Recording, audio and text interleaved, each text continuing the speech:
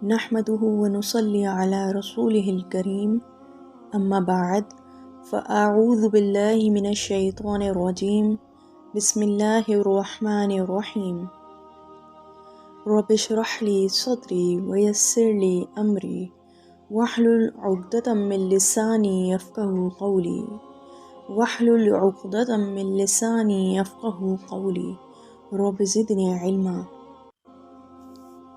اللہم فقہنا فی الدین الہی آمین۔ سورۃ الکہف کی تفسیر کرنے سے پہلے اس کی فضیلت جاننا ضروری ہے کہ آخر اس سورت میں ایسا کیا ہے جو ہمیں ہر جمعہ کو پڑھنے کا کہا گیا ہے اور اس کی آیات کو حفظ کرنے کا حکم ہے۔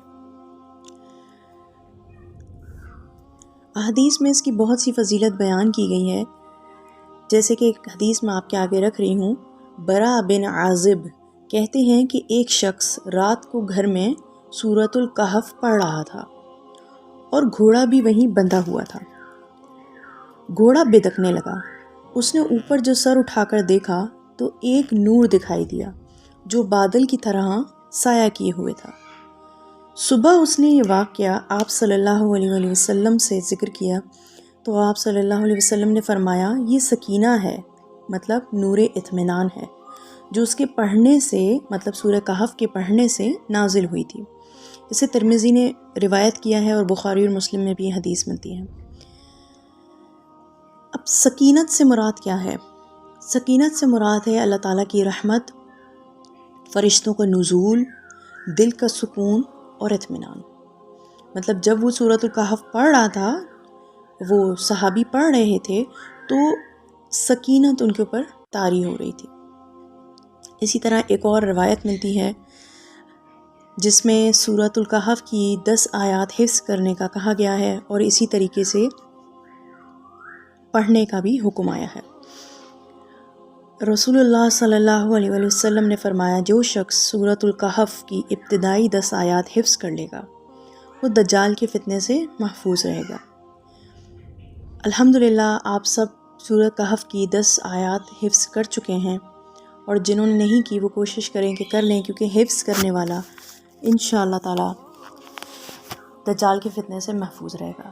ایک اور روایت میں آپ صلی اللہ علیہ وسلم نے فرمایا، سیدنا ابو درداء رضی اللہ تعالیٰ عنہ سے روایت ہے کہ آپ صلی اللہ علیہ وسلم نے فرمایا جو شخص سورۃ الکہف کی ابتدائی 3 آیات پڑھتا ہے وہ فتنہ دجال سے محفوظ رہے گا۔ اسے ترمذی نے روایت کیا ہے۔ اس میں جو ہے منیمم ریکوائرمنٹ بتائی گئی ہے کہ آپ، یہ ترمذی کے الفاظ ہیں کہ 3 آیات بھی پڑھ لیں تو بھی انشاءاللہ آپ محفوظ رہیں گے۔ دجال کے اوپر دجال کی فتنے سے حفاظت کے لیے، فتنے سے بچنے کے لیے بہت ساری روایات ہمیں ملتی ہیں الحمدللہ۔ اسی طرح ایک اور روایت میں آپ صلی اللہ علیہ وسلم نے فرمایا ان من قرأ سورۃ الکہف یوم جمعۃ اضاء له من النور ما بین الجمعتین۔ اسے مستدرک للحاکم نے روایت کیا ہے۔ اس کا مطلب یہ ہے کہ جو شخص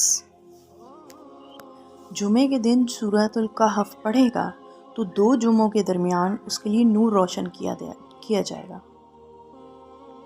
نور روشن کیا جائے گا سے مراد یہ ہے کہ اس سورت کو پڑھنے کی وجہ سے مستقل اس کو گائیڈ کیا جائے گا، اس کی رہنمائی کی جائے گی۔ دنیاوی رہنمائی تو ملے گی لیکن ساتھ ساتھ دینی رہنمائی بھی ملے گی۔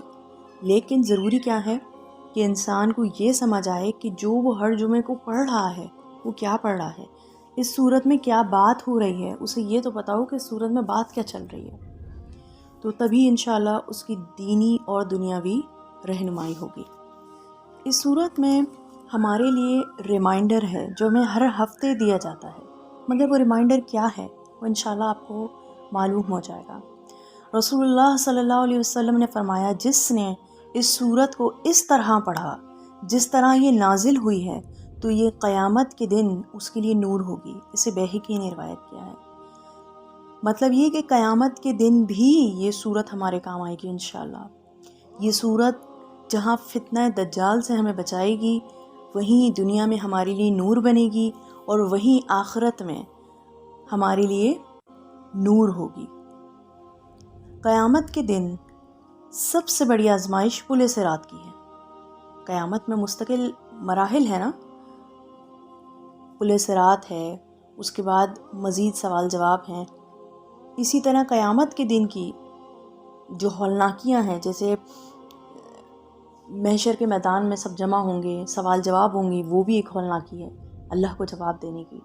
پھر اس کے بعد پل صراط سے گزرنا، اعمال کا تولا جانا، یہ ساری آزمائشیں ہیں وہاں کی۔ تو قیامت کے دن کی سب سے بڑی آزمائش پل صراط ہے۔ اسی طریقے سے دنیا کی سب سے بڑی آزمائش، سب سے بڑا فتنہ دجال ہے۔ دنیا میں جتنے بھی انبیاء کرام آئے ہیں، سب نے فتنہ دجال سے حفاظت کی دعا کی، اور اپنی امت کو، اپنے لوگوں کو بھی کہا ہے کہ فتنہ دجال سے محفوظ رہنے کے لیے دعائیں کریں۔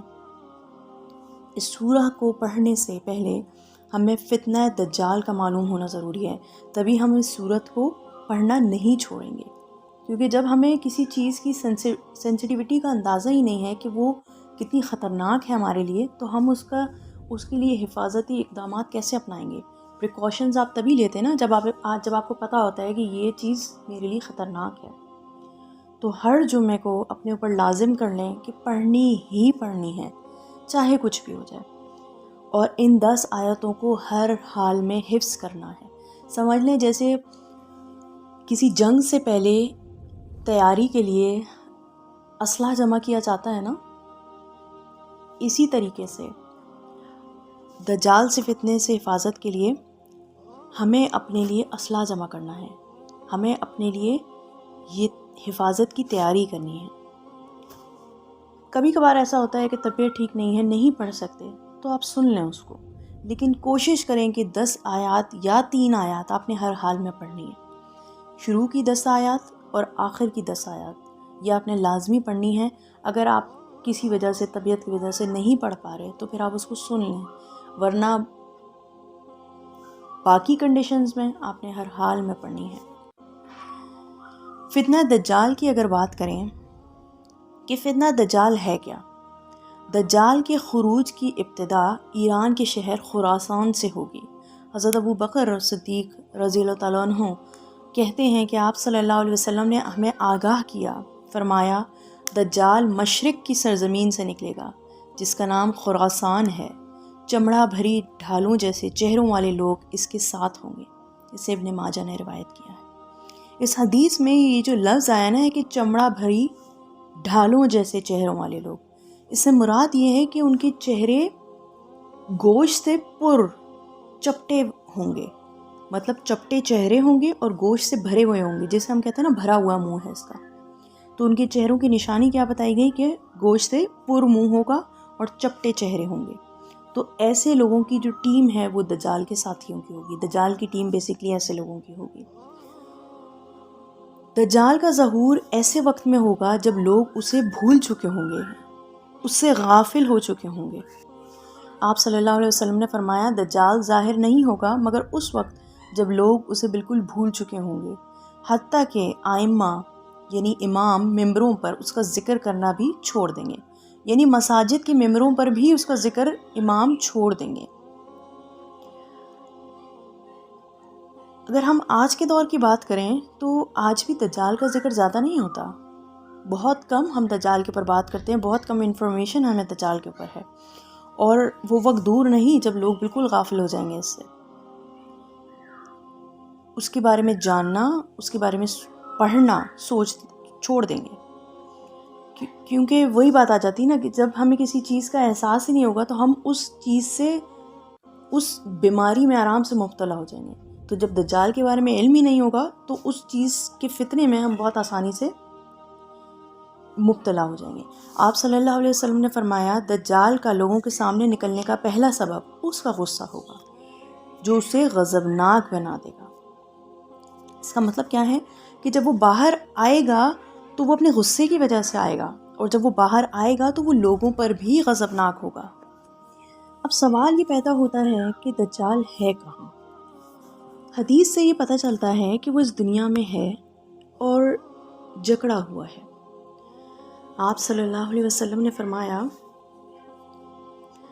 یہ ایک حدیث ہے جسے حضرت فاطمہ بنت قیس رضی اللہ تعالیٰ عنہ روایت کرتی ہیں کہ ایک رات آپ صلی اللہ علیہ وسلم عشاء کی نماز کے لیے دیر سے تشریف لائے اور فرمایا مجھے تمیم داری یعنی ایک عیسائی عالم جو بعد میں مسلمان ہو گئے تھے کی باتوں نے روک لیا جو وہ مجھ سے کر رہا تھا۔ تمیم داری بات کر رہے تھے اس لیے آپ صلی اللہ علیہ وسلم لیٹ ہوئے۔ تمیم نے ایک آدمی کے حوالے سے مجھے بتایا کہ وہ آدمی سمندر کے کسی جزیرے پر پہنچ گیا۔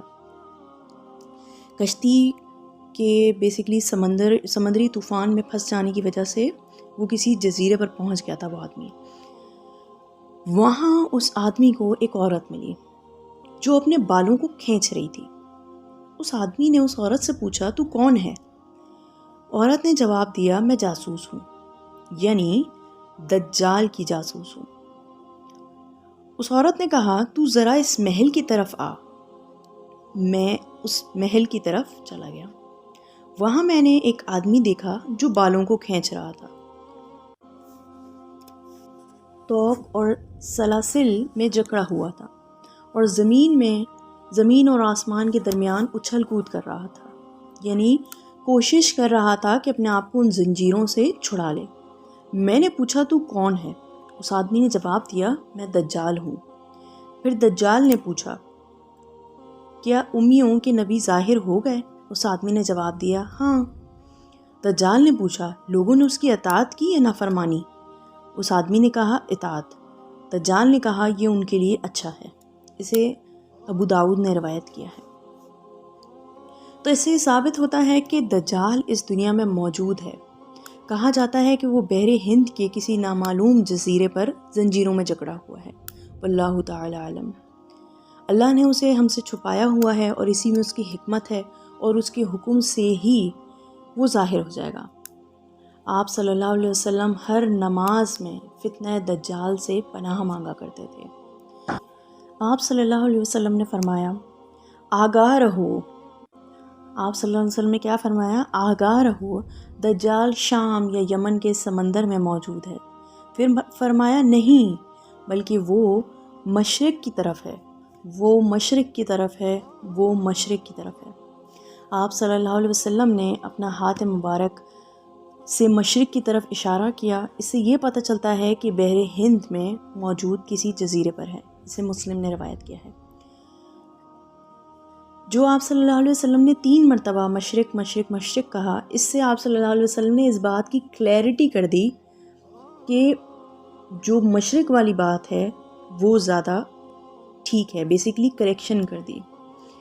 جو حدیث کے شارح ہیں، جو حدیث کی تفسیر کرتے ہیں، وہ یہ بتاتے ہیں کہ آپ صلی اللہ علیہ وسلم نے جو پہلی بات کہی تھی وہ ٹھیک نہیں تھی، اور پھر بذریعہ وہی آپ صلی اللہ علیہ وسلم نے کریکشن کی اور وہی کے ذریعے ہی تصحیح کی گئی۔ مطلب یہ جو بعد میں بات کہی کہ مشرق کی طرف ہے، یہ بذریعہ وہی آپ صلی اللہ علیہ وسلم کو بتایا گیا۔ اب سوال یہ ہے کہ دجال ہے کون آخر؟ اس کے لیے بھی ہمیں ایک حدیث ملتی ہے۔ حضرت ابو سعید خدری رضی اللہ تعالیٰ عنہ کہتے ہیں کہ ابن صیاد نے مجھ سے کچھ باتیں کی جن کی وجہ سے مجھے انہیں برا کہنے میں شرم محسوس ہوئی۔ وہ کہنے لگا میں نے اپنے بارے میں لوگوں سے معذرت کی کہ میں دجال نہیں ہوں۔ ایکچولی ہوا یہ تھا کہ جو ابن صیاد ہے نا، اس نے کچھ ایسی باتیں کی تھیں جس سے لوگوں کو یہ لگنے لگا تھا کہ وہ ابن صیاد جو ہیں وہ دراصل دجال ہیں۔ تو اس نے معذرت کی کہ میں دجال نہیں ہوں۔ اب ابن صیاد نے ابو سعید خدری رضی اللہ تعالیٰ عنہ سے کہا اے صحابی رسول صلی اللہ علیہ وسلم، معلوم نہیں تمہیں میرے بارے میں کیا گمان ہو گیا ہے؟ کیا رسول اللہ صلی اللہ علیہ وسلم نے نہیں فرمایا تھا کہ دجال یہودی ہوگا اور میں تو مسلمان ہوں؟ مطلب وہ اپنے آپ کو کلیئر کر رہے تھے کہ میں تو مسلمان ہوں جبکہ دجال تو یہودی ہوگا، کیونکہ لوگ انہیں دجال سمجھنے لگ گئے تھے ان کی کچھ باتوں کی وجہ سے۔ بیسیکلی یہ ایک یہودی گھرانے میں پیدا ہوا تھا اور اس کا اصل نام صاف تھا، جو پہلے اسلام لایا اور پھر مرتد ہو گیا تھا۔ اس شخص کی کنیت جو ہے وہ ابن صیاد تھی، یا پھر ابن سعید تھی۔ اب اس کی کوئی بات ہوئی ان صحابی سے، جس سے ان صحابی کو لگا کہ یہ دجال تو نہیں ہے، تو اس لیے یہ اپنے آپ کو کلیئر کر رہے تھے کہ میں دجال نہیں ہوں، تمہیں کیوں شک ہو رہا ہے مجھ پر، اور آپ صلی اللہ علیہ وسلم کی باتوں سے ان کو یاد کروا رہے تھے، کلیئر کر رہے تھے۔ آپ صلی اللہ علیہ وسلم نے فرمایا، اب یہ یاد کروا رہے ہیں، آپ صلی اللہ علیہ وسلم نے فرمایا دجال کی اولاد نہیں ہوگی اور میری تو اولاد ہے۔ آپ صلی اللہ علیہ وسلم نے فرمایا اللہ نے دجال کا مکہ میں داخل ہونا حرام کیا ہے، اور میں تو حج کر کے آیا ہوں، مطلب میں نے تو حج کیا ہے۔ اور ایسی باتیں کرتا رہا، قریب تھا کہ میں اس کی باتوں پر یقین کر لیتا، لیکن ساتھ اس نے کہا واللہ میں اچھی طرح جانتا ہوں دجال اس وقت کہاں ہے، اس کے ماں باپ کو پہچانتا ہوں۔ تو اس بات سے جو صحابی تھے وہ پھر سے کنفیوز ہو گئے کہ یہ تو اس نے پھر سے ایسی بات کر دی۔ اب لوگوں نے ابن سعید سے پوچھا تجھے پسند ہے کہ تو ہی دجال ہو؟ تو اس نے کہا اگر مجھے بنایا جائے تو میں ناپسند نہیں کروں گا۔ اسے مسلم نے روایت کیا ہے۔ اب ایک اور حدیث میں آپ کے سامنے پیش رکھتی ہوں جس سے آپ کو مزید کلیئر ہو جائے گا دجال کے بارے میں۔ حضرت عبداللہ بن مسعود رضی اللہ تعالیٰ عنہ کہتے ہیں کہ ہم رسول اللہ صلی اللہ علیہ وسلم کے ساتھ تھے، ہمارا گزر بچوں سے ہوا جن میں ابن سیاد بھی تھا۔ اب تمام بچے وہاں سے بھاگ گئے لیکن ابن سیاد بیٹھا رہا۔ آپ صلی اللہ علیہ وسلم کو یہ بات بری لگی کیونکہ رسول اللہ صلی اللہ علیہ وسلم کے آتے ہی وہ بچے چلے گئے، اور اس کا یہ جو ایٹیٹیوڈ تھا یہ بیسیکلی مس بیہیو کر رہا تھا وہ نہ جا کر۔ اب یہ بات آپ کو مزید آگے کلیئر ہوگی۔ آپ صلی اللہ علیہ وسلم نے فرمایا تیرے ہاتھ غبار آلود ہوں، کیا تو گواہی دیتا ہے کہ میں اللہ کا رسول ہوں؟ وہ بولا نہیں۔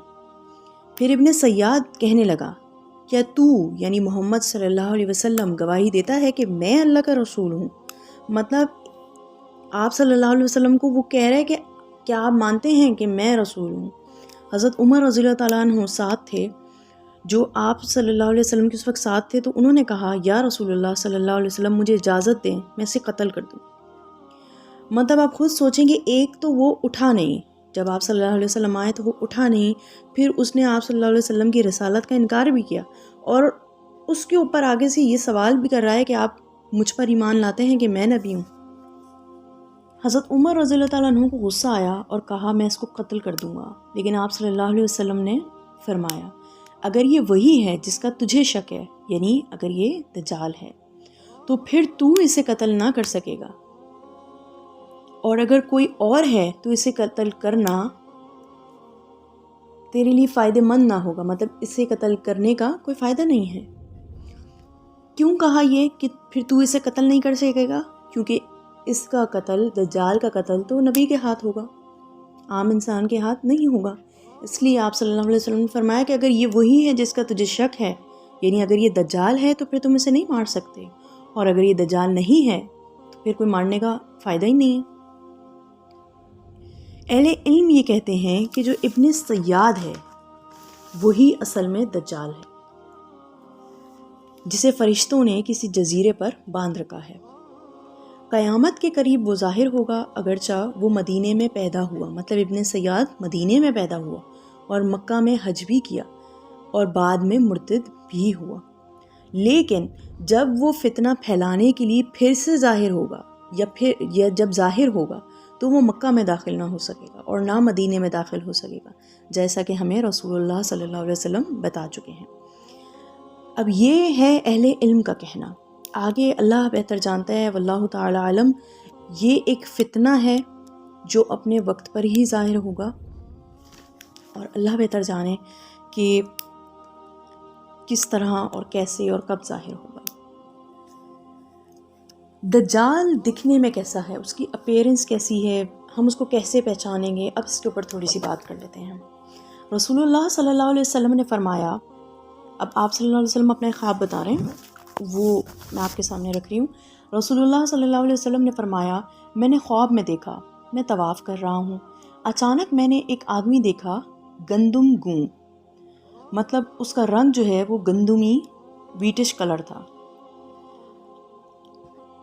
میں نے ایک آدمی دیکھا گندم گوں، سیدھے بالوں والا، اس کے بالوں سے پانی ٹپک رہا تھا جیسے ابھی ابھی غسل کیا ہے۔ میں نے پوچھا یہ کون ہے؟ تو رسول اللہ صلی اللہ علیہ وسلم کو خواب میں ہی بتایا گیا یہ عیسیٰ ابن مریم ہے۔ پھر میں نے دوسری طرف توجہ کی تو ایک سرخ رنگ کا موٹا آدمی نظر آیا جس کے سر کے بال گھنگریالے تھے، آنکھ کانی تھی، یعنی آنکھ میں عیب تھا، جس طرح پھولا ہوا انگور ہو، یعنی آنکھ کا جو کانا پن تھا نا وہ کیسا تھا، وہ ایسا تھا جیسے کوئی انگور پھول جاتا ہے نا، تو آئی بال اس کی اتنی زیادہ پھولی ہوئی تھی جیسے کوئی انگور پھول جاتا ہے، اس طریقے سے اس کی آئی بال تھی۔ میں نے پوچھا یہ کون ہے؟ جواب دیا یہ دجال ہے۔ تو بیسیکلی آپ صلی اللہ علیہ وسلم نے دو لوگوں کو اپنے خواب میں دیکھا، ایک حضرت عیسیٰ علیہ السلام کو اور دوسرا دجال کو۔ کیا دونوں کا کوئی کنیکشن ہے جو آپ صلی اللہ علیہ وسلم نے ایک ہی خواب میں دونوں کو دیکھ لیا؟ جی ہے، اور وہ کنیکشن کیا ہے کہ دجال کو ختم کرنے کے لیے عیسیٰ علیہ السلام ہی آئیں گے، اور کوئی بھی شخص دجال کو قتل نہیں کر سکتا اور نہ ہی کر سکے گا۔ دجال کی آنکھوں کے درمیان کافر لکھا ہوگا۔ اب یہ کیسا ہوگا، کس طرح کا لکھا ہوگا، یہ ہم نہیں جانتے، یہ اللہ جانتا ہے کہ کتنا بڑا ہوگا، کتنا چھوٹا ہوگا، کتنا واضح ہوگا، یہ اللہ بہتر جانتا ہے۔ اسی طرح ایک اور روایت آتی ہے، رسول اللہ صلی اللہ علیہ وسلم نے فرمایا کوئی نبی ایسا نہیں جس نے اپنی امت کو کانے اور جھوٹے دجال سے نہیں آگاہ کیا۔